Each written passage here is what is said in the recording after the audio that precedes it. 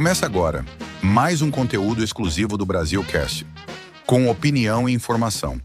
Se você se sentir ofendido com alguma opinião, lide com isso. Se você discordar de alguma informação, brigue com a fonte. E pode ter certeza, todas elas serão divulgadas aqui. Então, sem mais delongas, recebam o nosso time: Eduardo Leitão, Pedro Lima e Rubens Camargo. E claro, compartilhe esse conteúdo.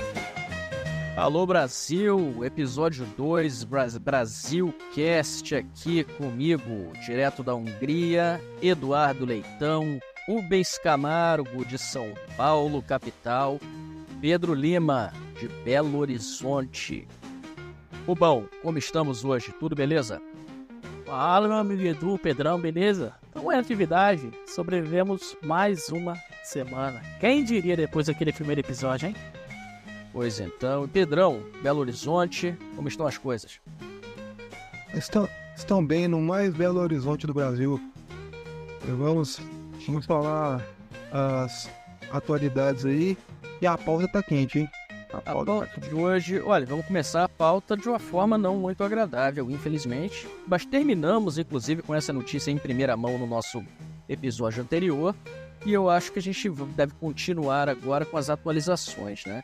Então, já sem muitas delongas aqui, já vou partir direto para a nossa pauta inicial, que é o avião que caiu em Vinhedo, área nobre de São Paulo, vitimando 62 pessoas. E colocando aqui, não parodiando a tenente responsável pela operação de resgate, mas colocando de uma forma positiva, não vitimou ninguém ao cair.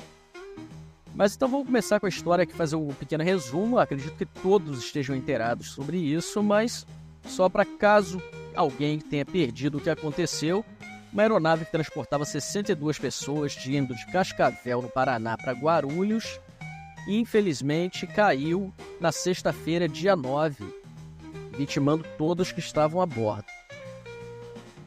O avião estava a aproximadamente 5.000 metros de altitude, que é a altitude normal para esse tipo de aeronave.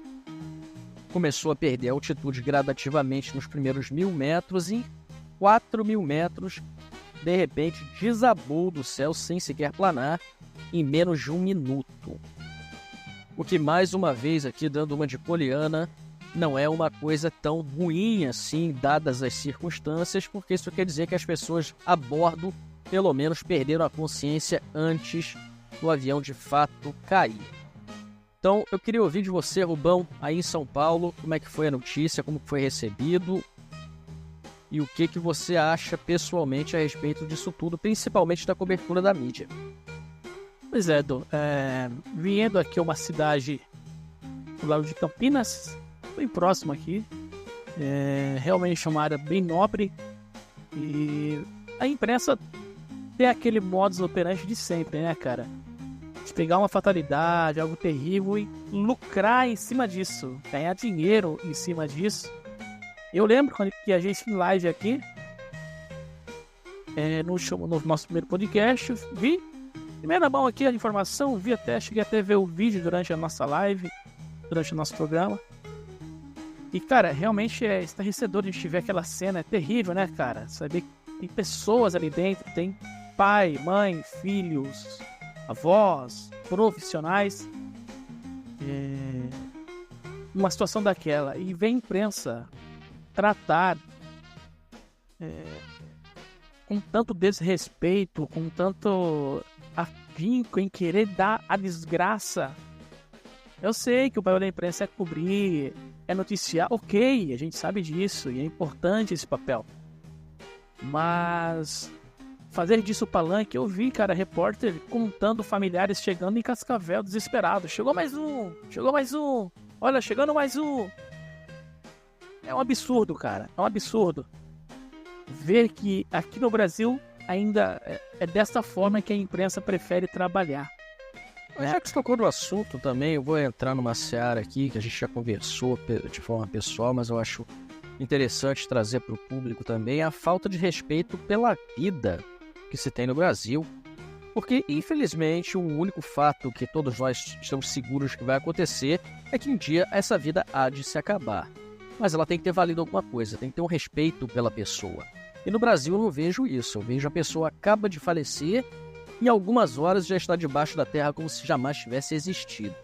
Isso foi o caso, inclusive, para vítimas dessa tragédia. E eu estava assistindo, não me lembro agora qual foi a emissora, um dos jornaleiros da emissora falando a respeito do piloto. Foi um dos primeiros a ser resgatados, porque a cabine estava relativamente intacta comparado ao restante do avião, a cabine, o cockpit. E retiraram o corpo do piloto e este indivíduo, esse jornaleiro, falando que no dia seguinte, mesmo no sábado, o piloto, que já havia, vou colocar aqui, eu sei que é forte, mas a maioria dos corpos foi carbonizado com a explosão da queda. E este indivíduo falava que o piloto foi cremado. Uma informação completamente desnecessária, tendo em vista a natureza do acidente. Então, Pedrão e Rubão, por favor, falem pra gente aqui como que vocês veem essa falta de respeito com a vida após a passagem da mesma. E eu digo isso porque no exterior faz-se uma homenagem à vida de uma pessoa que deixou de viver. Como é que vocês veem isso e qual a opinião de vocês a respeito? Bom, primeiramente é o seguinte, falar do papel da imprensa é vendo uma olhada, né? Adoram caixões, eles não querem informar, eles querem influenciar. Agora, em relação essa questão do cerimonial, esse aspecto mais formal do cerimonial,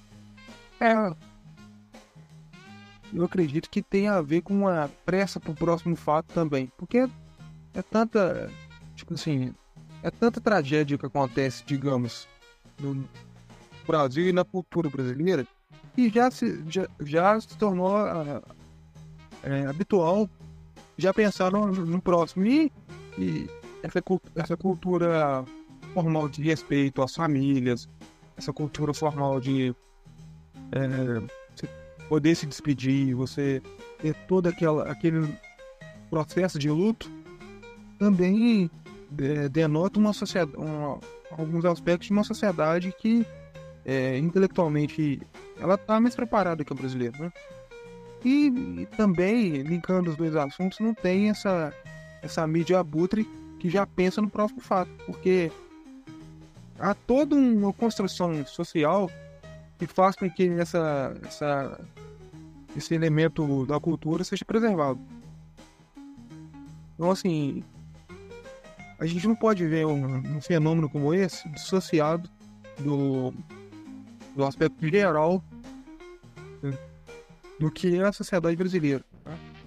Então, é um elemento que mostra bem como o brasileiro foi sendo tirado dele mesmo essa coisa da humanidade, esse sentimento de pertencimento, de se importar com a dor alheia, né? Porque a banalização da vida. Mas isso é do brasileiro, cara. Se a gente pegar pra notar, vamos lá, acontece um acidente na rua, aqui no Brasil, qual que é a primeira coisa que o brasileiro vai fazer? É ver se a pessoa precisa de ajuda, é socorrer, é prestar alguma solidariedade?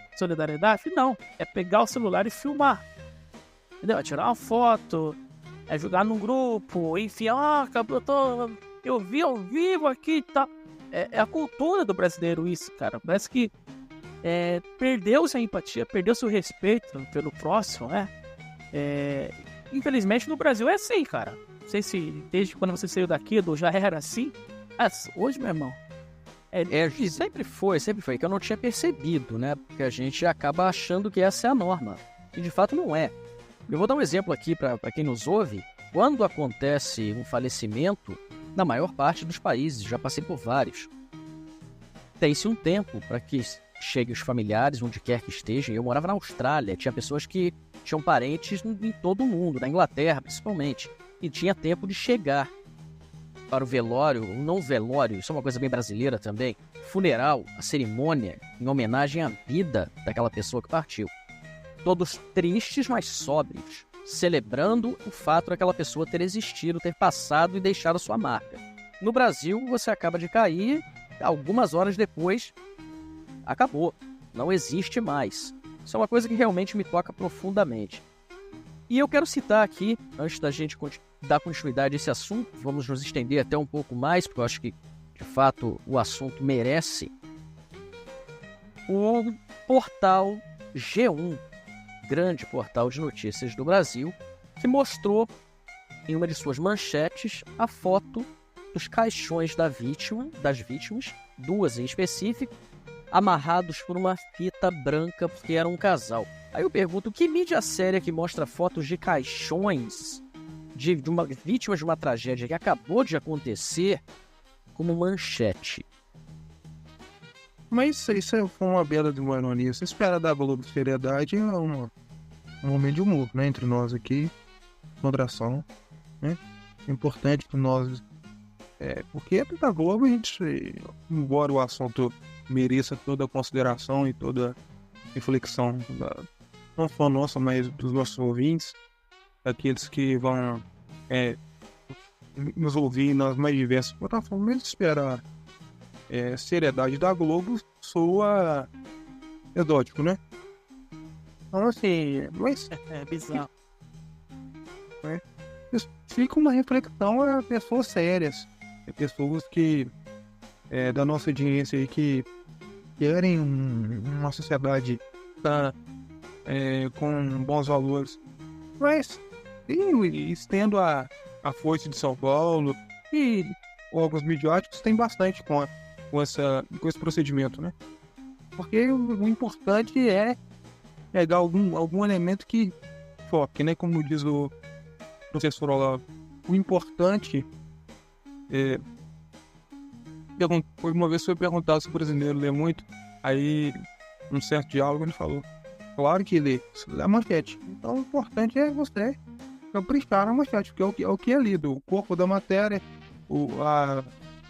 então, por que no Brasil não se preocupa com o corpo da matéria? Porque não é lido. Então, para que você vai caprichar, você vai detalhar? Então, é toda uma construção de elementos que denotam o que o lado nervoso, no aspecto cultural, educacional e político, fez na nossa sociedade, né? Através de um fato, a gente pode elencar diversos fatores. Eu acho que seriedade da mídia brasileira, salvo raríssimas exceções, a gente não pode encontrar, não. Concordo plenamente com você, Pedrão. E Rubão, eu queria que você contasse pra gente aqui, você que é uma pessoa que gosta muito de animais, assim como eu, tem imenso respeito, mas conta a história da protagonista dessa tragédia segundo a mídia podre que nós temos no Brasil, por favor. Cara, assim, como você já bem disse, é bom ressaltar e deixar registrado aqui o nosso respeito pelos animais, pelos pets. Eu mesmo tenho aqui gatos em casa, gosto dos bichinhos, respeito, cuido, a gente faz o melhor nosso aqui para mantê-los bem. Então, não vem falar, pelo que a gente vai comentar aqui, não vem falar que nós somos contra os animais. Não tem nada a ver. Mas fato é que foi noticiado a morte de 62 pessoas, vieram a óbito aí nesse terrível acidente. E estão fazendo adendo para um cãozinho, cara. Cãozinho que estava junto. Não são 62, são 63 vítimas. Cara, eu disse respeito e tudo mais, mas pensar agora num pet quando tem 62 pessoas enlutadas, quando uma tragédia que abalou aqui, estado de São Paulo, Brasil, foi notícia no mundo. Papa rezou pelas almas ao Vaticano, algo que tomou uma proporção tão grande, cara. E estão estão querendo, nesse momento, a cultura do não, temos que colocar todos na mesma conversa. Não! Os bons samaritanos que sempre... Não, tá. Não, eu vi os comentários desses indivíduos lamentando, acendendo velas pela cachorrinha. É claro que eu me compadeço com todas as vidas que ali estavam, mas a vida humana é muito mais importante. Não podemos tirar jamais esse protagonismo. Diga lá, Pedrão. Edu, quem é o principal cachorro? A mídia, né, que não tem nem pedigree para poder fazer algo útil, né? Infelizmente, é piada, mas é a realidade. Não, mas para que não digam que a gente... Não, a Globo não, isso é generalizado. Infelizmente, a mídia se comporta como um vira-lata dos mais sardentos, né? Sim, mas o que eu quero dizer, Pedrão, é que a Globo realmente fez uma cobertura à sua altura. Um lixo. Então, o lixo não reciclável, ou seja, né? absolutamente. Mas o que é importante a gente lembrar é o seguinte. Essa mídia que diz que há equivalência entre os indivíduos, né? Entre os óbitos, é a mesma que fala assim, ó, você não deve matar um animal. Nós não estamos defendendo isso, mas você tem que preservar o animal. Mas seres humanos podem ir a óbito, independente se eles são recém-nascidos, né? Sim, a mídia que defende interromper a vida de um ser humano indefeso. Então assim, o que você vai esperar de uma mídia abutre dessa? Eu quero fazer uma ressalva aqui, Pedro, me permita. A Record, que é uma emissora tendência religiosa, uma emissora que se diz cristã, e foi na Record justamente que eu vi isso. Eu não sabia nem do que se tratava. Estava vendo a matéria aleatória, de forma completamente aleatória. Aí eu vejo, aí falaram, a cachorrinha fulana, cachorrinha tem nome e sobrenome. Fulana brincava com um menino, aí mostra um garotinho, seus 10 anos aproximadamente, não sei, uma criança, brincando com essa cachorra e abre a imagem, dá um close na face da cachorra, para na sequência dizer que a avó, a mãe e o menino foram vítimas da tragédia. Protagonista é um animal, foi encontrada junto aos corpos. Que importância, com toda a franqueza, sem querer ofender a ninguém e nem aos animais que eu tanto aprecio, mas que importância tem aonde estava o corpo da devida cachorrinha? Dada uma tragédia. Mas o verdadeiro animal não morreu, é o editor-chefe da Record. Deixou essa matéria e ao ar dessa forma. Dá para se dizer que o animal verdadeiro não estava indo a óbito, né? Ele estava na redação da Record quando deixou a matéria ir ao ar dessa maneira grotesca, né? Porque não há equivalência entre seres humanos e animais. Eu já tive animais, os amo, mas o que esperar de uma mídia que é uma cadela das mais podres, né? Aquelas que puguentas, a mídia é isso. Então talvez eles tenham encontrado simpatia neles próprios. Talvez eles tenham usado tal fato para... Como aquele personagem quando a gente vê um anime, uma obra literária, fala sobre o autor? É isso. A cadela exprime muito mais sobre o comportamento da mídia do que sobre a tragédia. E, Rubão, você trouxe uma notícia ontem, que eu de fato não tinha visto até o momento. Queria que você comentasse a respeito da fala infeliz da tenente responsável pelo resgate. Eu ia trazer o áudio aqui para colocar, mas eu acho que insultaria os nossos ouvintes. Então, conta pra gente por alto o que aquela cena maravilhosa que nós vimos. Cara, foi bizarro, né? Eu não sei se a pessoa está anestesiada. Porque um bombeiro, ao decorrer da sua trajetória, da sua carreira, cara, o bombeiro basicamente lida com tragédias, né? Resgata a gente, algumas consegue já com vida, a maioria já sem vida. Então talvez, eu quero acreditar nisso, eu juro, eu quero acreditar nisso. Talvez o excesso desse trabalho, o excesso de convivência com este ambiente deixou aquela profissional fria daquele jeito, né? O que acontece é que ela veio dar uma coletiva para atualizar a imprensa a respeito do resgate dos corpos e com um semblante totalmente alegre, feliz, com satisfação. Em dado momento disse até que é com alegria que eu venho informar que conseguimos retirar o último corpo e está indo pro ML. Cara, usar uma palavra como alegria para o momento deste é tanto quanto inconsequente, cara, porque famílias estão enlutadas, impactadas, e ver uma fala de um bombeiro, responsável dos bombeiros, falar uma asneira dessa, cara, é incrível, cara. Eu, quando eu olhei, eu tive que ver umas 3 vezes para ver. É isso mesmo, cara. Poxa, é isso mesmo, cara. É triste, mas eu quero acreditar que seja isso. Que seja o excesso de rotina com a desgraça que deixou essa bombeira com esse nível de frieza.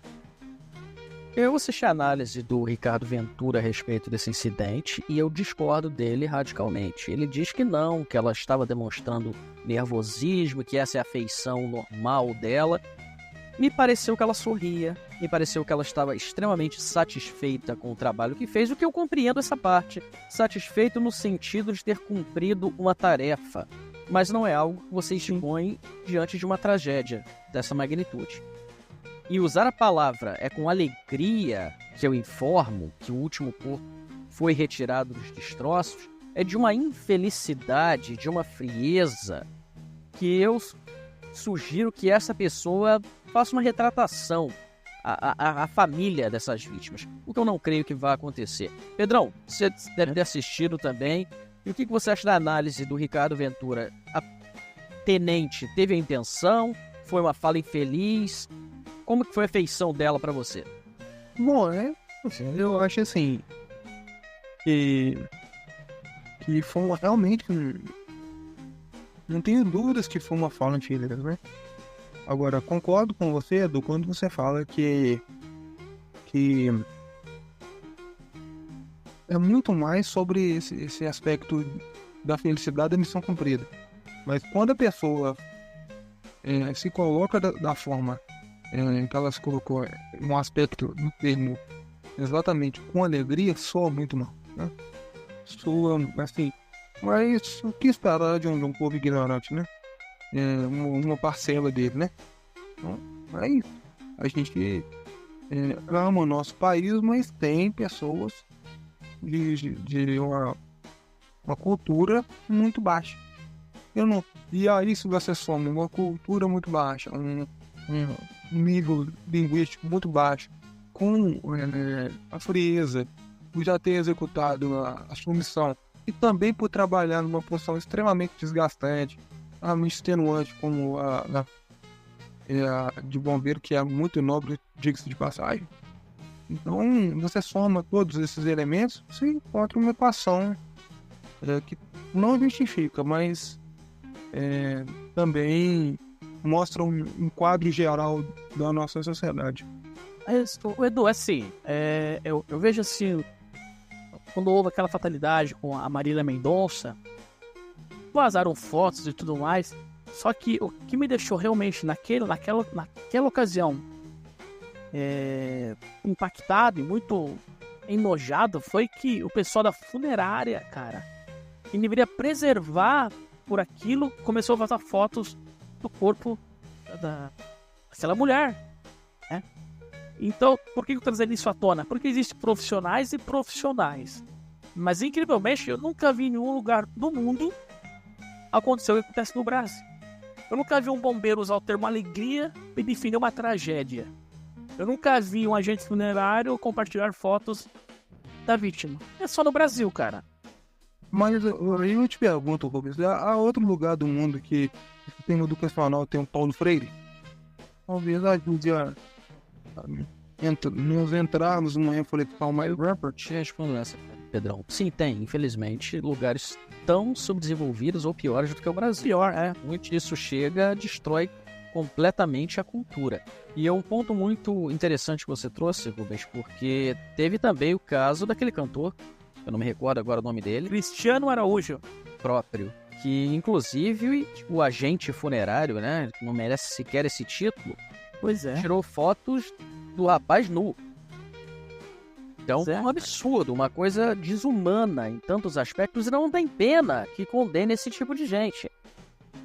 O Porque isso é de fato um crime hediondo. Isso é vilipêndio a cadáver. Existe no Código Penal, como você sabe muito bem. Contudo, não é um crime hediondo. Não vale de nada. Quando muito, você vai prestar ali um serviço, alguma coisa assim. Cabe ali uma fiança. Pois é. Um absurdo isso. Pois é, e é um desrespeito à pessoa, ao ser humano, independente de estar com vida ou não. Mas isso eu já acho que é um assunto que a gente pode se aprofundar mais até num próximo podcast, aproveitando o teu conhecimento na área do direito e falar mais a respeito. Antes da gente encerrar essa pauta aqui, eu quero trazer mais uma manchete do G1, porque é realmente impagável uma coisa dessas, né? Estão dizendo aqui, com todas as letras, que houve politraumatismo nas vítimas. Gênios. Um avião despenca 5.000 metros de altitude e os corpos têm politraumatismo. Para quem não está familiarizado com o termo, é o traumatismo em várias partes do que sobrou do corpo após a queda. Só um gênio para deduzir algo assim. G1. É sério que colocaram isso na matéria, cara? Colocaram, mas isso não acaba aqui. Acharam um especialista do hospital israelita Albert Einstein que disse esta pérola. Especialista. Essa pessoa, eu suponho que tenha anos de experiência na área médica, tenha se formado, o que por si só já leva inúmeras décadas para que você seja um médico de fato, e no Albert Einstein. Mas aqui está a afirmação do Dr. Gottfried. Quanto maior a velocidade que o corpo se desloca no momento do trauma, maior a gravidade das lesões. É um gênio. É um gênio. O Brasil... Uau! Gênio. Olha, isso aí é uma gênio. Não, é uma frase, olha, ímpar. Você aprende no primeiro ano do ensino médio. Sensacional. Olha, maravilhoso. Então, eu quero deixar uma menção honrosa aqui ao doutor ortopedista Alberto Gottfried, do Hospital Albert Einstein. Eu faço questão de deixar essa menção aqui com o nome dele por esta frase que agora vai para os anais da medicina mundial. Meu irmão, a gente viu o vídeo daquele acidente. O avião ele desce sem controle, sem tração. Mesma coisa se jogar um pedaço de aço no céu, ele cai reto. E infelizmente com pessoas dentro dessa peça de ferro. É óbvio. É terrível, cara. Você vê o nível. Mas o Dr. Gottfried, ele continua. Bom, a coisa não termina aqui, não. Tem mais ainda? Tem mais. Porque tem uma pergunta muito boa do jornaleiro que escreveu essa matéria, né? Vamos colocar assim, com um certo respeito. Matéria. A pergunta é: todas as vítimas deste tipo de politraumatismo são fatais? Aí o Dr. Gottfried responde: na maioria dos casos, sim. As mortes são geralmente imediatas. Será? Será que despencar dos céus a 5 metros de 1 minuto, as mortes seriam imediatas? Eu não sei. Pedrão, que coisa, hein? Você acha, Pedrão? Olha, eu tenho que me conter, dado o nível baixíssimo. Assim, de papel higiênico dessa matéria, né? Realmente porque o nível de analfabetismo com mau caratismo é muito grande. E são duas coisas que me incomodam muito, né? Então, quando a gente vê essas afirmações rudimentares, a pessoa que deveria prezar não só pela informação correta, mas por uma riqueza maior de detalhamento, mas não fazendo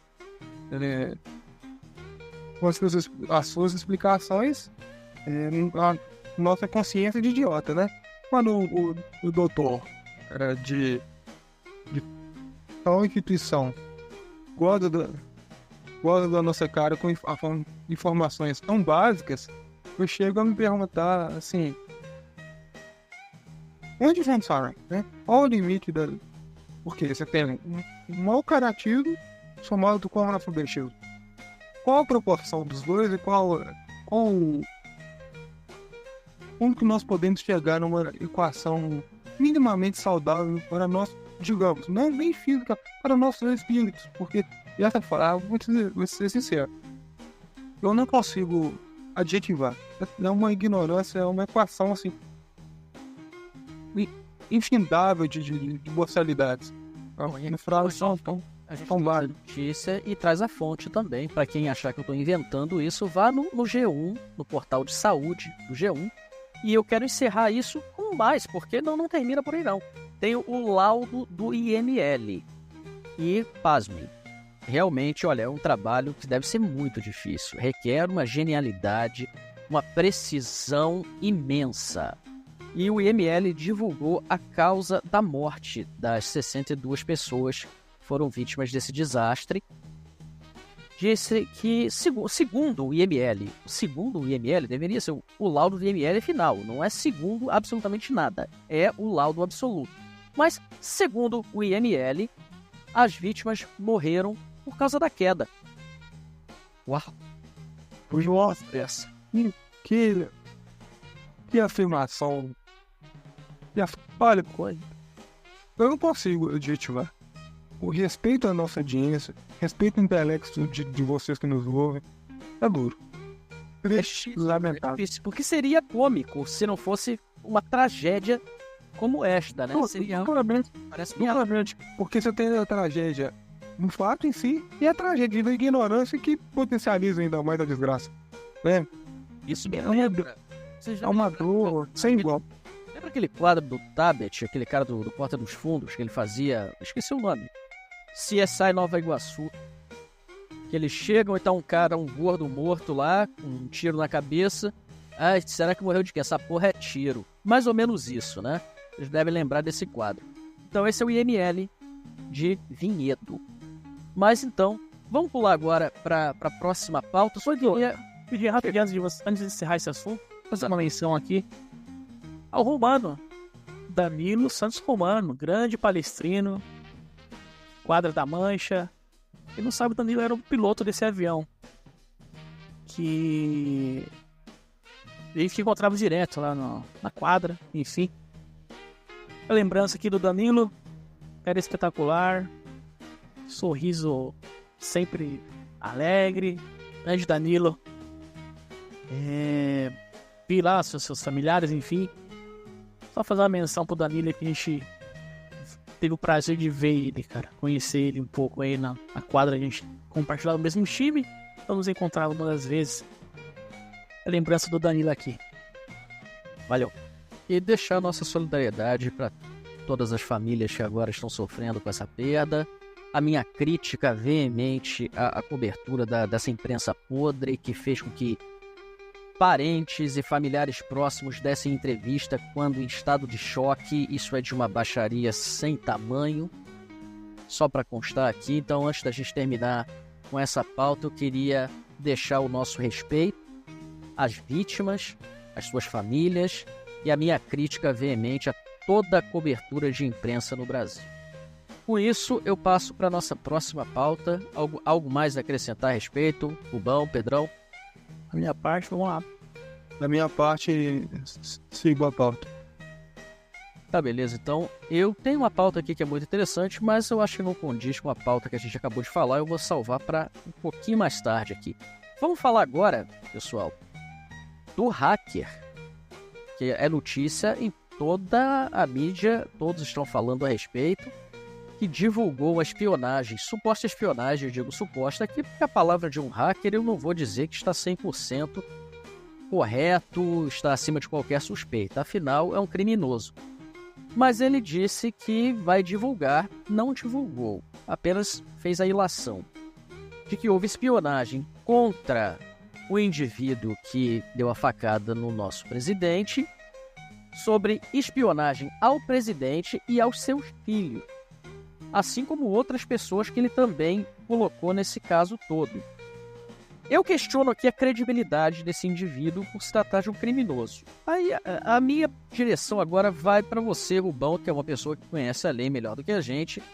Tem alguma validade, alguma credibilidade? O que isso pode implicar? Absolutamente nada, Edu. Porque é um testemunho de alguém que não é identificado, né, cara? Não tem, é o hacker. Tá, quem é o hacker? Quem é o hacker? É óbvio que provas contundentes, materiais que não deixem dúvidas de que um crime aconteceu, de que algo grave aconteceu, tem que ser levado em consideração, sim. Mas isso perde um pouco da credibilidade por se tratar de um hacker. Até por isso existe um processo legal, um processo judicial, coleta de provas, perícia, testemunho. Existe um processo para você imputar um crime a alguém. Não é simplesmente chegar e falar, fulano fez isso. Mas eu tenho uma foto. Tá, mas quem tirou essa foto? Não, não tem muito peso não, Edu. Não tem. Mas em 6 anos, ninguém conseguiu ainda descobrir quem estavam, as pessoas que estavam por trás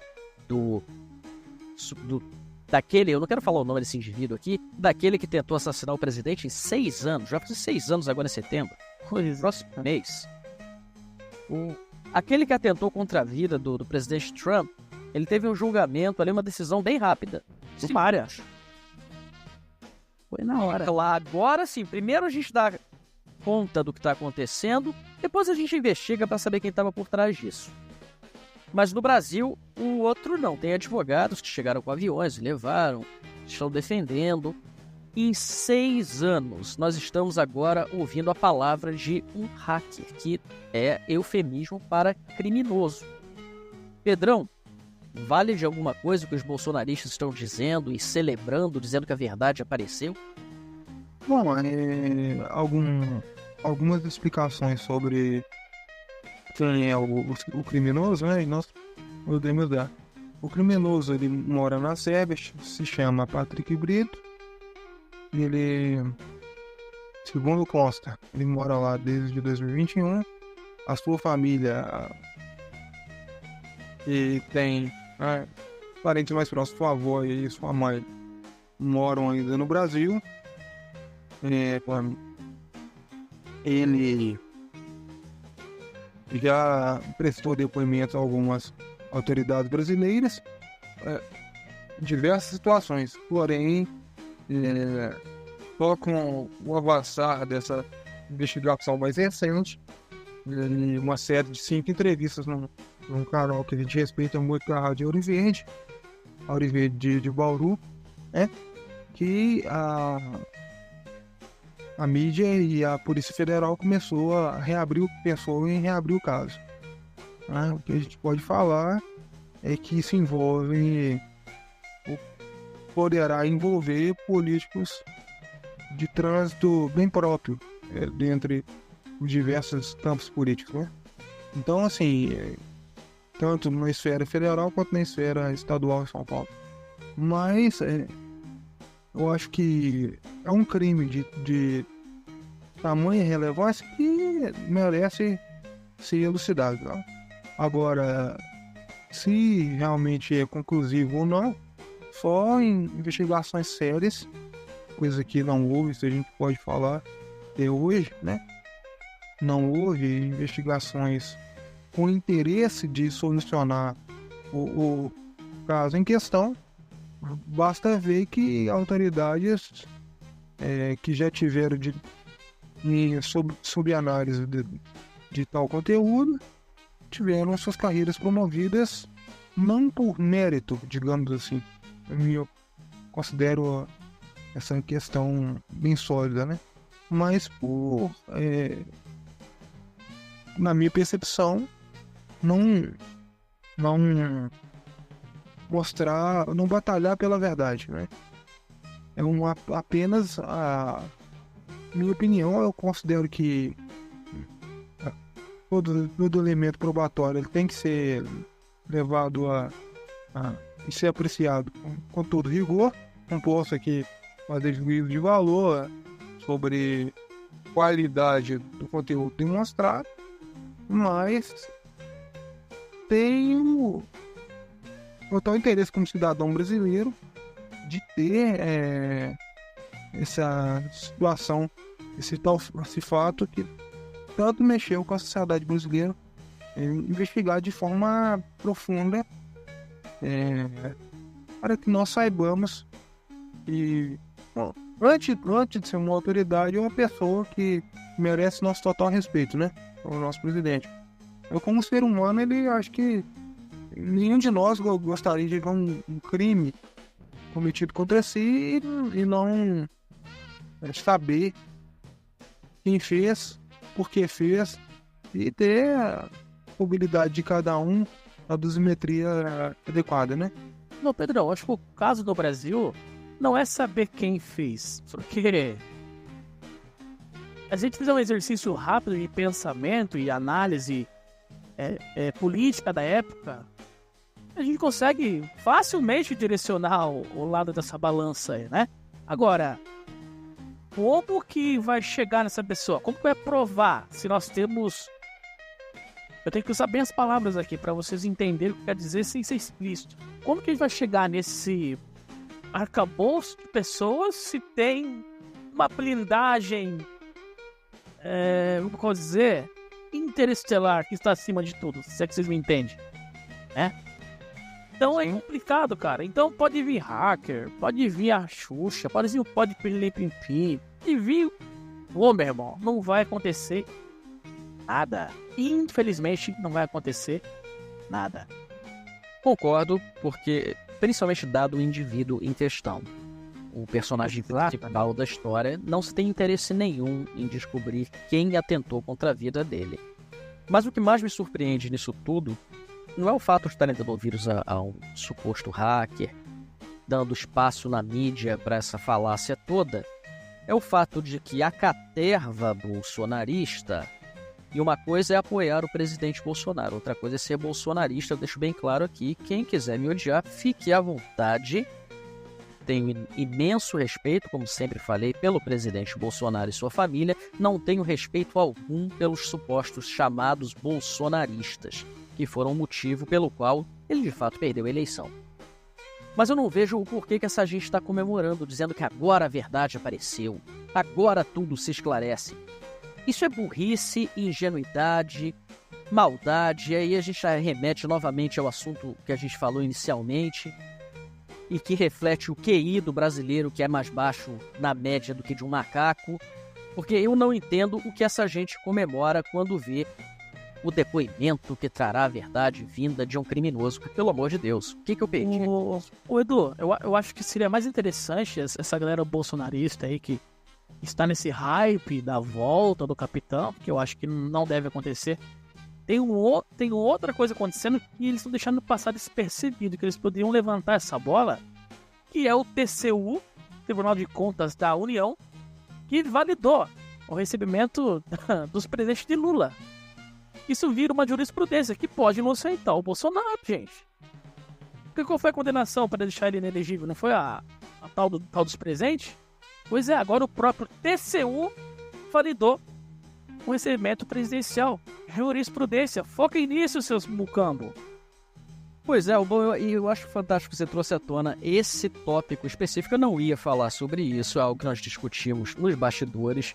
Mas já que você citou jurisprudência, eu faço uma pergunta aqui até retórica, mas fique à vontade para responder. A jurisprudência no Brasil se aplica igual para todos ou depende de quem a gente está falando? Depende da parte. O processo no Brasil julga-se pela capa, né? Aqui a jurisprudência depende do CPF, meu irmão. Não é para ser jurisprudência, é uma jurisprudência. Virou algo pacificado, virou algo acordado, acabou. A jurisprudência serve para todos. Mas no Brasil, enfim, mas eu acho que vale a pena os caras tentar uma cartada dessa. Vale a pena, cara. Pô. Não, sem dúvida, a lei deve ser sempre tomada e chamada em consideração. Mas eu não creio que vá valer de coisa alguma, porque a jurisprudência quem decide é aquela pessoa careca, iluminada e os seus compassos. Mas vale destacar, Edu, que a gente tem que realmente essa reflexão que a gente traz aqui é bem interessante. A gente deve viver no Brasil um país onde a gente tenha o império da lei, não o império dos homens, né? Mas tocando nessa pauta de jurisprudência, eu de fato não ia falar a respeito, porque tem muitas coisas ali que eu não concordo diretamente e acho que foi manipulado, mas vale a pena a gente trazer para os nossos ouvintes aqui para que reflitam. Né? No caso da Rede Globo, por exemplo, que se fez valer da jurisprudência aberta por um simples ator medíocre, não muito famoso, Gabriel Braga Nunes, e a Rede Globo salvou bilhões de reais por conta de uma jurisprudência que para o ator salvou alguns milhões. Por um certo apresentador lulista de telejornal, salvou 100 milhões de reais. Aí a jurisprudência se aplica. Mas a jurisprudência no caso das joias, olha, nós estamos falando aqui, por exemplo, só para dar um exemplo dos relógios. Você tem o Piaget, que foi presente de Jacques Chirac, de valor inestimável até pelo teor da joia, por ter sido presente de um presidente em exercício na altura da França. E nós temos a jurisprudência do Cartier, também foi um presente dado ao presidiário em questão. A jurisprudência se aplica. Bolsonaro continua sendo julgado pela mídia e pela caterva esquerdista como criminoso por ter recebido joias que ele nunca sequer viu. É incrível, cara. É um absurdo isso, né, cara? Como pode? E a mídia corrobora com isso, né? Absolutamente. Por acaso, olha, e nós já temos live a respeito disso de mais de um ano atrás. Quem quiser pesquisar nos nossos canais anteriores vai encontrar a minha fala exatamente a respeito disso. Alguém questiona o Rolex Daytona que o iluministro Barroso estava utilizando em um discurso de mangas erguidas, falando que combateu o bolsonarismo? Aquele relógio custa, no mínimo, $200 mil. Convertido para real, quanto que dá isso? Alguns milhões. Ninguém questiona. A Receita Federal não deveria observar e pelo menos pesquisar? Eu não vou dizer que ele não tenha fundo suficiente para pagar por isso, porque nós sabemos quanto que eles ganham.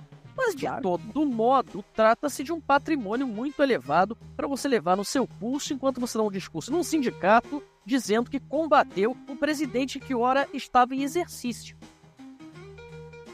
E, ademais, são funcionários públicos, né? A lei deveria ser um salário para... Então, como a lei deveria ser... Pedro, repete, como eles são o quê? São funcionários públicos, né? A lei deveria... A observância da lei deveria valer para todos, né? Mas é apenas algumas afirmações que ficam para apreciação, mas são apenas retórica, né? Não sei. Que na palavra jurisprudência é um termo muito legal. Vamos usar uma outra palavra legal no sentido de legalidade, tá, pessoal? Não no sentido de maneiro, não. No sentido da legalidade da coisa. Só porque a gente está falando aqui fica um pouco complicado para quem nos escuta entender com clareza o que eu estou querendo dizer. Mas vamos colocar aqui o termo precedente, que é um termo mais amplo. Nós temos como precedente um presidente da República que ostentava, porque aquilo é por ostentação, um G-Shock comprado, segundo ele, num camelô. Aí eu acho que ele deve pagar por isso é crime, tá? Comprado num camelô por R$10. Um Cássio, a loja de Cássio. G-Shock, de R$10, comprado no camelô. Nem é original, Pedrão. A falsificação da falsificação. E nós temos um ministro da Suprema Corte com um relógio de milhões de reais. Isso é um precedente. Quais precedentes mostram mais o caráter de um indivíduo, de um funcionário público, como o Pedrão muito bem colocou? Eu acredito que seja o de menor monta, né? Que mostra a preocupação com o erário, né? Mas... Pois é, cara, é interessante essas coisas, né, cara? A gente vê a disparidade de aplicação da lei, cara. Existe uma disparidade de aplicação da lei. Porra, uma vez que a lei, o Código Penal diz, né?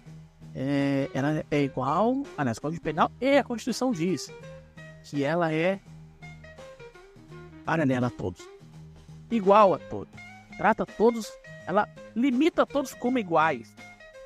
É o que a norma deveria fazer, o que a regra que se impõe deveria proporcionar essa sensação.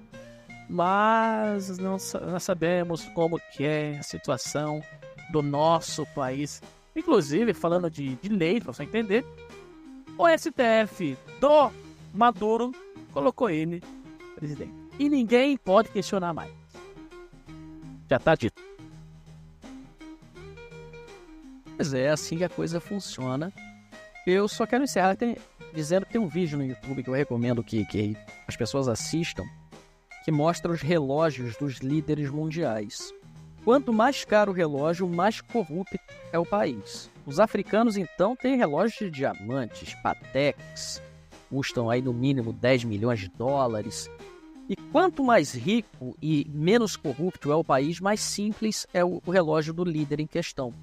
Hoje nós temos um presidiário no cargo maior do executivo que usa Patek, que usa Piaget, Cartier, e ora nós tínhamos alguém que usava um relógio, e neste vídeo do YouTube, que eu recomendo que seja procurado e assistido, mostra o relógio do presidente Bolsonaro, segundo eles, no valor de $5.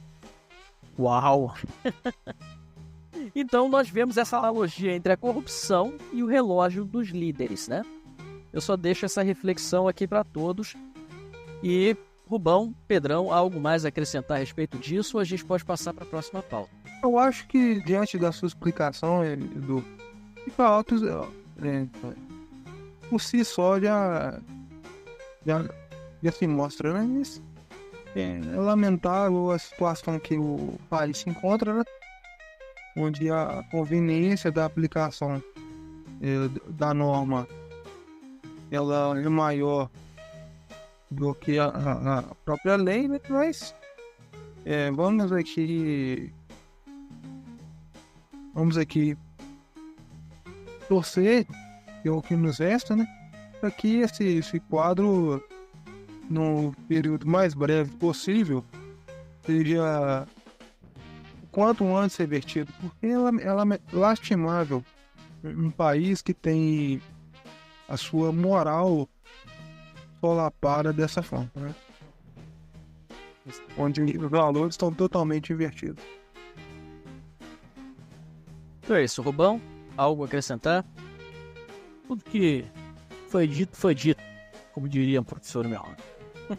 Eu só vou encerrar aqui, porque eu me recordo quando nós falamos a respeito disso em live. Eu recebi um comentário no Twitter, quando eu ainda fazia parte daquela Cracolândia. O cara falando do relógio do Lula, mas olha o relógio que ele está utilizando. É a mesma coisa que falaram para o Pablo Marçal, algumas semanas atrás. E a minha resposta é exatamente a mesma que a dele. Há um ano atrás eu não imaginaria vê-lo dando essa resposta. A diferença é que eu comprei com meu dinheiro, não recebi de presente de corrupção de ninguém, e nem muito menos comprei com dinheiro público. Essa é a grande diferença. Não tenho nada contra alguém ter o que quiser ter, desde que seja de forma honesta. Com isso, eu passo para a nossa próxima pauta aqui. Pessoal, me respondam antes da gente dar continuidade aqui. Eu não preciso nem dizer de onde veio essa matéria. Rubão, você tem alguma ideia de onde eu tirei essa matéria maravilhosa? Eu suponho que seja o glorioso G1. Não, quase. Se bem que não, tá certo. Eu que errei agora. Faço aqui a minha correção. Eu ia falar do Fantástico, mas o Fantástico é o G1. Tá tudo em casa. Exatamente, você está corretíssimo, eu que me equivoquei. Pois é. Então eu quero perguntar para vocês. Já ouviram falar de racismo científico?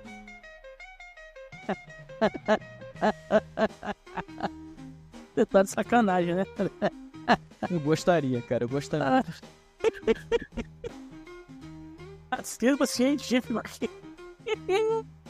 Pedrão, tu já sofreu racismo científico? Já foi, talvez? Olha, eu vou te ser sincero. Quando eu tenho dificuldades de manter a seriedade diante de uma Tem como, Pedrão? Tem como não, cara. Esse tipo de conteúdo é lamentável, né? Mas uma coisa é certa. Que só mostra o Brasil um dos países que mais produz artigo científico. Isso é fato. Pedrão, mas deixa eu só concluir que isso é maravilhoso. Quando a gente percebe a qualidade acadêmica brasileira, lembrando que o Brasil é um dos países que fala que onde artigos falam sobre digamos, condutas peculiares dentro do banheiro, digamos assim, né? Na Universidade Federal de Salvador, por exemplo. Então, tem ali a qualidade acadêmica brasileira explica muito o que a gente falou no primeiro tema, né? Da questão da mídia. Porque o Brasil, quando a gente vai para esse tema, a gente vai... Por que o Brasil não tem prêmio Nobel, né, das áreas acadêmicas, né? É por coisas do nível acadêmico baixíssimo, a não dizer assim. É uma prostituição acadêmica, né? Realmente, quando você vê... E também, por que não, a midiática? Porque quando você vê uma mídia que se diz sério, ela publicar esse tipo de especialista que é só um maconheiro, você é um usuário de fentanil, sei lá. Mas, enfim, eu não consigo manter a sanidade e respeito aos ouvintes. Eu posso dizer o seguinte: tanto quem publica, quanto quem escreve, quanto quem está na banca para analisar esse tipo de conteúdo, olha, se você, o ouvinte, acredita no inferno, pode ter certeza que todos estarão lá, viu? Todos. Pedrão, você está bem próximo do fato, quando se falou do uso dessas substâncias com essas pessoas, com toda certeza.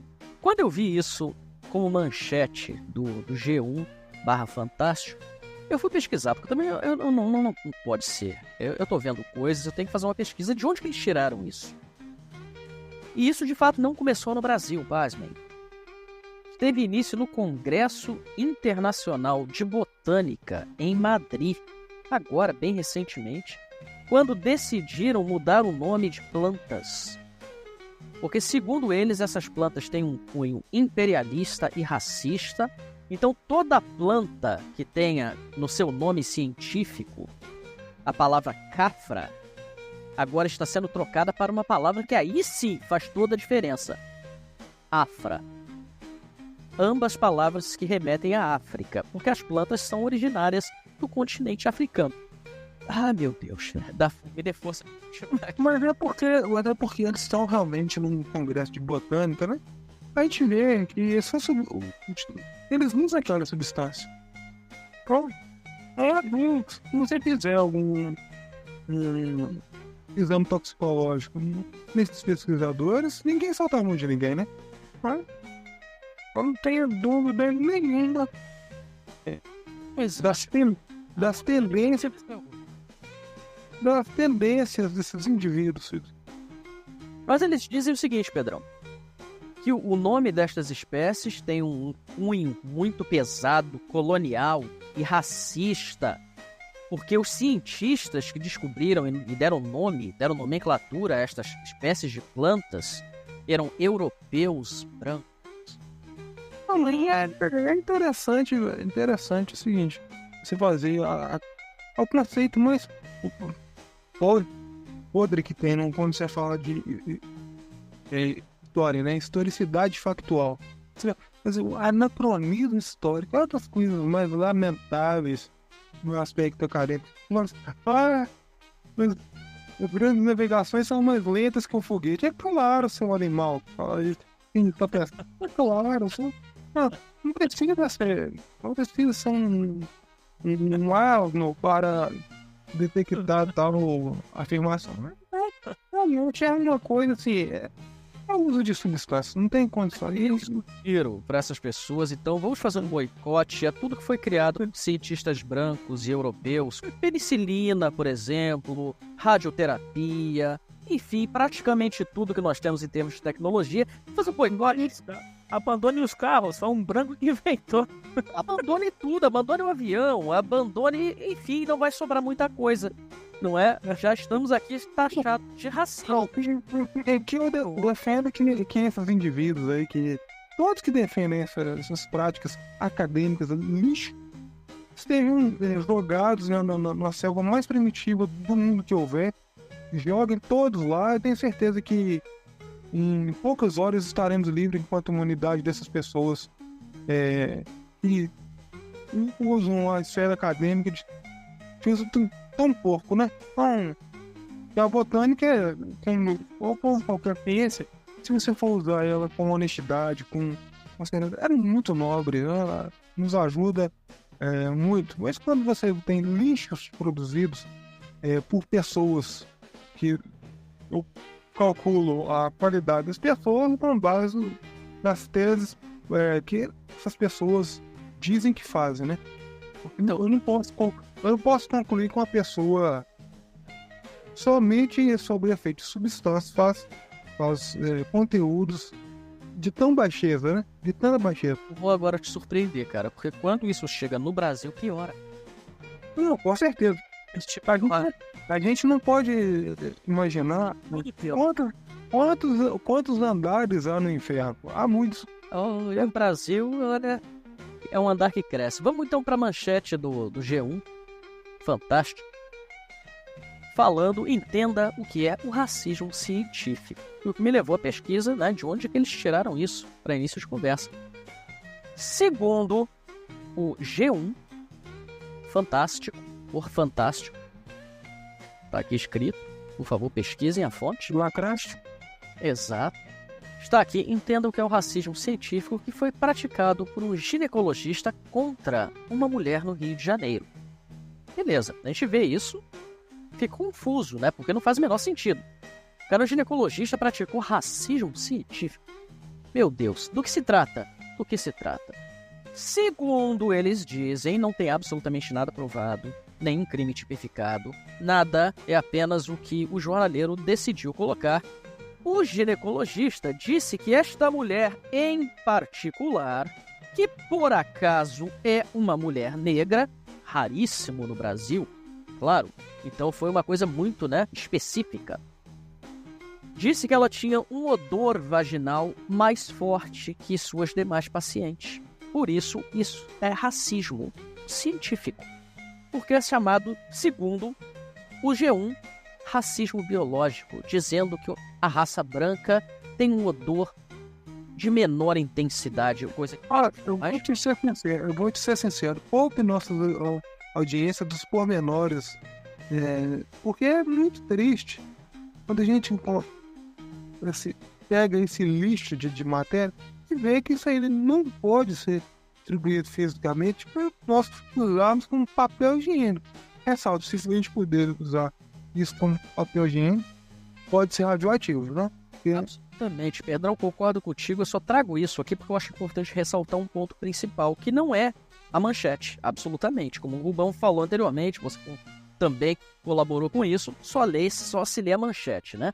Mas se você lê o que está escrito de fato, eles estão aqui denegrindo, mais um termo que vão dizer que é racista porque não falam português. Estão denegrindo a imagem de um profissional da saúde que tem 44 anos de profissão, ao contrário daquele do Albert Einstein, que falou aqueles absurdos. 44 anos de profissão, ele fez um comentário a respeito de uma paciente específica, independente de credo, cor ou classe social, e este jornaleco com seus jornaleiros, denegrindo a imagem deste homem, que provavelmente teve sua vida arruinada por ser supostamente um racista. Rubão, imputar crime a alguém, o que isso acarreta? Pô, cara, acarreta uma porrada de coisa. Imputar crime a alguém, você está cometendo um crime, cara. Você está cometendo um crime, talvez, de difamação, de calúnia, de injúria. Mas acarreta muita coisa, meu irmão. Dá um processo legal, hein? Deveria, eu espero que de fato esse médico tenha feito alguma coisa, mas infelizmente o julgamento popular deve ter linchado esse indivíduo. Eu não tenho aqui conhecimento do que aconteceu com ele. O nome dele não é divulgado, mas eu tenho certeza que houve um exagero na matéria, mais uma vez chamando assim, desse jornaleiro. Então eu só queria trazer isso à tona para ver como que a esquerdalha destrói vidas. Sem pena. A esquerda, ela gosta da morte, né? Então, quando não pode matar fisicamente, eles agora estão partindo para o linchamento virtual, que é apenas a primeira fase do que eles gostam de fazer, com quem os desafia, né? E esse cidadão aí tem egoísmo ali para validar uma tesezinha que suponho que seja a primeira matéria sobre o uso de drogas, com certeza, ou na feitura dessa matéria, sobre tal tema, né? Porque eu quero crer que isso seja novidade entre os noias da redação, né? Absolutamente, né? Bom, pessoal, vamos passar agora para a nossa última pauta, que é a respeito da entrevista do presidente Trump com o Elon Musk, mas antes disso eu quero fazer um adendo, porque foi falado a respeito disso na entrevista, e é uma notícia muito importante. A Ucrânia, na última semana, está se vangloriando de ter tomado terras no território russo, de ter invadido e destruído cidades na Rússia.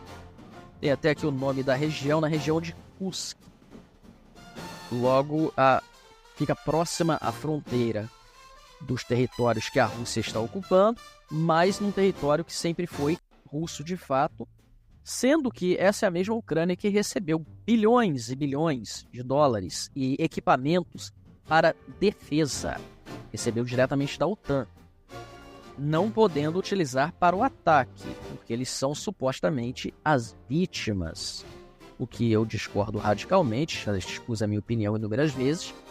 Rubão, já participamos de debates a respeito antes, durante e agora, nessa fase do conflito. Eu queria ouvir a tua opinião a respeito. Cara, eu acho que assim, velho,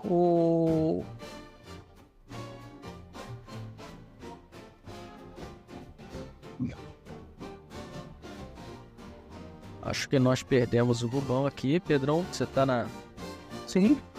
Tá aí, então continue, por favor. Rubão, acho que saiu rapidamente. Eu acho que numa guerra, né, principalmente entre dois comunas, né, eu posso falar isso, e atuam sobre uma Ucrânia globalista e outra comunista, a gente torce pela briga, né? Porque ali não há interesse do globalista em preservar a sua nação, né? Não há, até porque, mas fica a reflexão a todos os nossos ouvintes, né? Porque esse é o preço que se paga por escolher um humorista para governar. E é assim, e tinha gente no Brasil querendo Danilo Gentili, pessoas que servem para nos alegrar ou não, mas não serve para governar. Governar exige pulso, exige intelecto.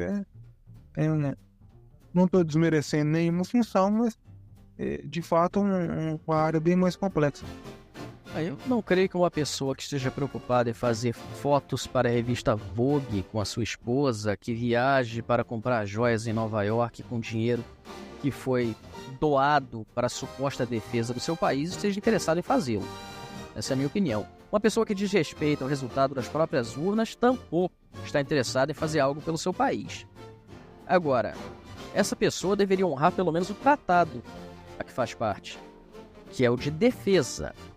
Recebeu ajuda para a defesa do seu território, não para atacar o território do suposto invasor, que é um assunto muito complexo que a gente pode falar aqui no futuro próximo.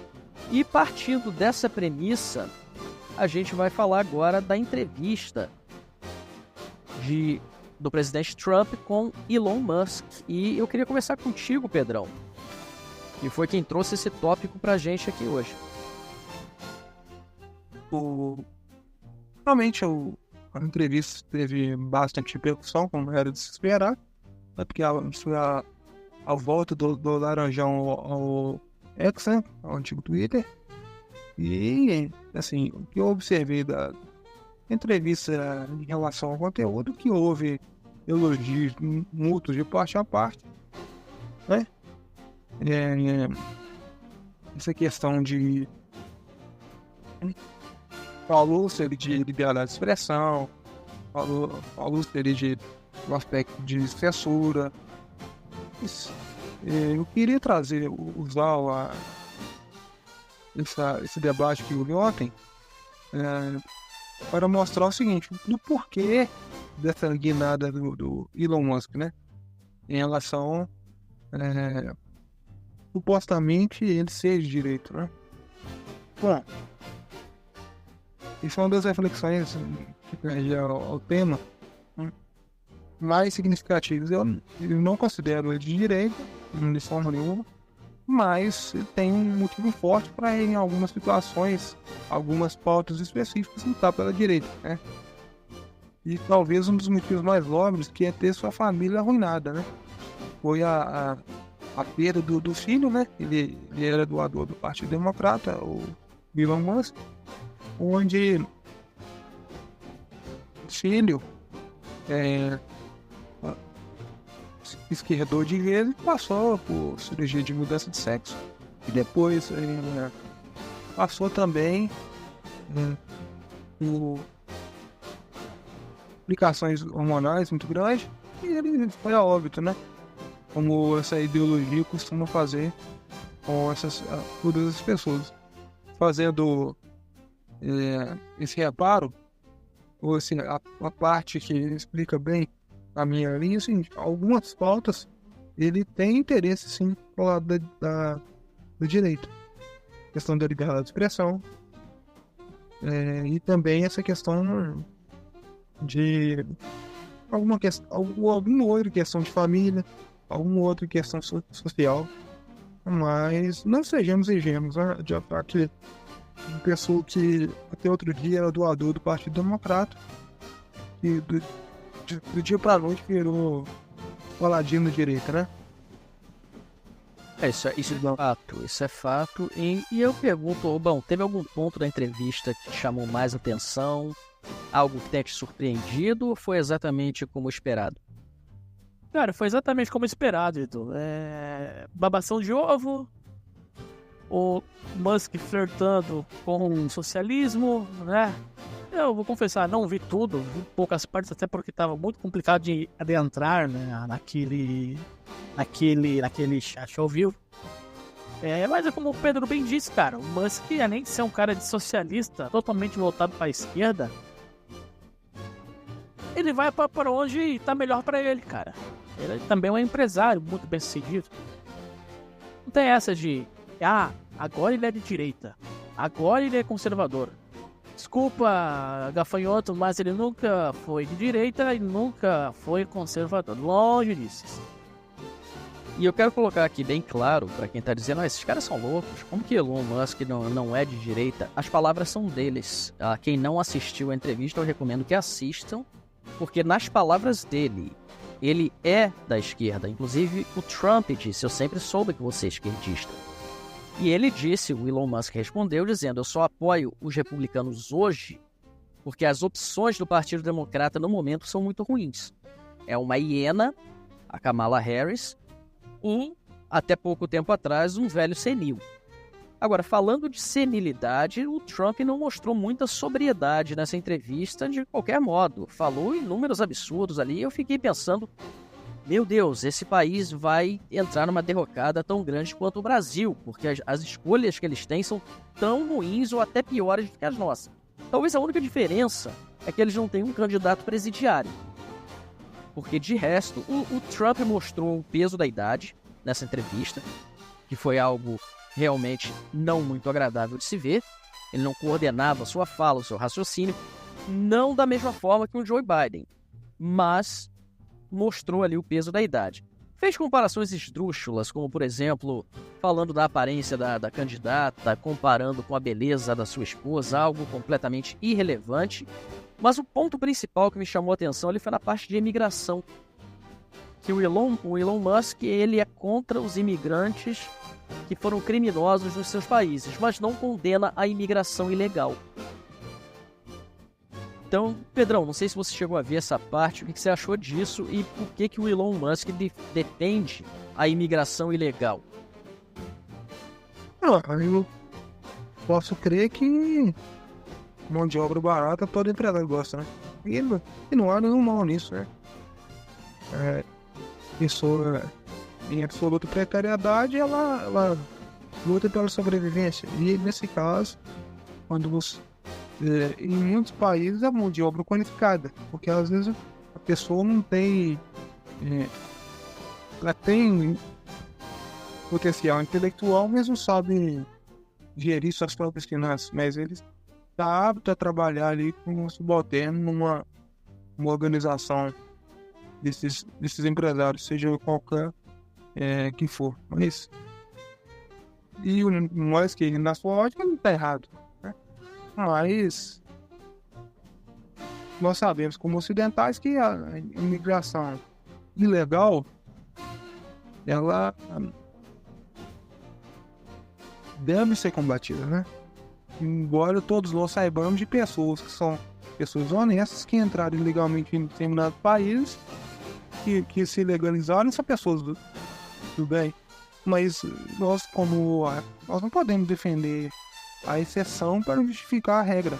Porque assim como pessoas boas entram legalmente em determinados países para depois se legalizarem, são pessoas corretas e pagam impostos hoje, tem muitas pessoas que são terroristas, são criminosos de toda sorte, né? Então, nós não podemos compactuar com a prática. Eu concordo com o teu ponto, contudo eu tenho que fazer um adendo aqui, eu não concordo com a prática da imigração ilegal, porque como por definição o nome já diz, é ilegal. Então alguém que começa cometendo um crime não pode ter desconto nenhum, que seja mandado embora e faça as aplicações da forma que devem ser feitas. Aí podem falar, mas você vive fora do Brasil, não é pelo fato de crime legalmente que eu vou ter simpatia alguma porque o faz de forma ilegal. Jamais. E, Rubão, a gente falava anteriormente aqui a respeito do conflito Rússia-Ucrânia, que o Trump foi incisivo, dizendo que se fosse ele o presidente, isso não teria acontecido e que, se eleito, ele terminará o conflito antes mesmo de assumir o cargo. Você acha que isso faz algum sentido ou é devaneio dele? Cara, é como você bem disse, Edu, o Trump soou meio gagá, vocês me entendem? Meio Biden. Não sei se a idade bateu, não sei o que está acontecendo, mas devaneio, cara, devaneio. Assim como também a gente conversou no primeiro episódio a respeito da Venezuela, eu não vi se ele comentou algo a respeito ontem sobre isso, não fiquei sabendo, acho que ele não deve ter focado nesse assunto. Falou. Inclusive ele disse que o nosso próximo encontro será em Caracas, porque vai estar mais seguro do que o nosso país está caminhando para o que aconteça. E cito o exemplo da Califórnia, que está acabada. O estado que, se fosse um país, seria um dos países mais ricos do mundo. O estado mais rico da Federação Norte-Americana. E ainda assim, os comunas conseguiram destruir a Califórnia, porque é o estado que tem o maior número de pobreza per capita e de pessoas que nem sequer têm onde morar, de moradores de rua. Sim, assim, mas uma coisa é fato. Mesmo o Trump, nas condições atuais, vai ser muito melhor que o Biden. Isso é um fato, até por conta dos seus conceitos, da sua forma de pensar e tudo mais. Será melhor que o Biden? Sim, mas até que ponto ele será melhor, né? Até onde ele consegue ir, né? Vai cometer os mesmos erros do primeiro mandato, né? É isso que a gente se pergunta e espera pra ver, cara. Porque eu acredito que, de fato, ele deve vencer sim. Deve vencer. A Kamala não será páreo para o Trump. Tá vindo aí com força aí. Mas como até aqui mesmo a gente fala o seguinte: quem está com o pé na lama, quando a gente está com o pé na lama, por mais que quando você vai sair da lama, você suja a sandália e você tem que trocar e um banho caprichado, muitas tirou o pé da lama. Então, o Biden é a lama. O Trump, mais ou menos, ele é muito bom. Né? Ele é uma pessoa que tem uns conceitos adequados e assim, quando a gente tá na merda, se abraça qualquer coisa, né? Não tô dizendo que o Trump é qualquer coisa. Veja os números de economia que ele fez no primeiro mandato. Ele já definiu com Anos atrás, né, Pedrão? Muita coisa aconteceu. mas centralidade sempre chega, mas o presidente, um bom presidente é o técnico do futebol. Se você tiver um time bom, você não precisa aparecer, não. Você tem todas as funções ali. Agora, concordo que as funções que demandam mais do presidente, aí é outra conversa. Eu acredito que uma equipe governamental ela passa por secretariado, os seus ministros, né? Então, dentro dessa ótica, o técnico não precisa se desgastar muito. Sabendo que as ideias são boas, ele pode até tirar, sei lá, ele quer tirar a nota 11. Mas ele tirar a nota 7, pra quem tá com o pé na lama, gente, é maravilhoso. Eu vejo assim, dadas as devidas proporções, o Trump cometeu os mesmos erros que o Bolsonaro. Muita falácia, pouca ação. Tanto que levou a derrota dele em 2020, de uma forma ou de outra, mas se ele fosse uma pessoa tão forte quanto mostrava ser, não teria sido retirado da forma que foi. Acho que a escolha dele para candidato nessa eleição foi extremamente equivocada, principalmente quando eles tinham um Ron DeSantis, governador da Flórida, que combateu a imigração ilegal, está combatendo a imigração ilegal, fez com que a Flórida se tornasse o segundo estado mais rico da nação, porque você tem liberdade de expressão, você tem liberdade de defesa pessoal, você tem tudo aquilo que a Califórnia um dia já teve e hoje não tem.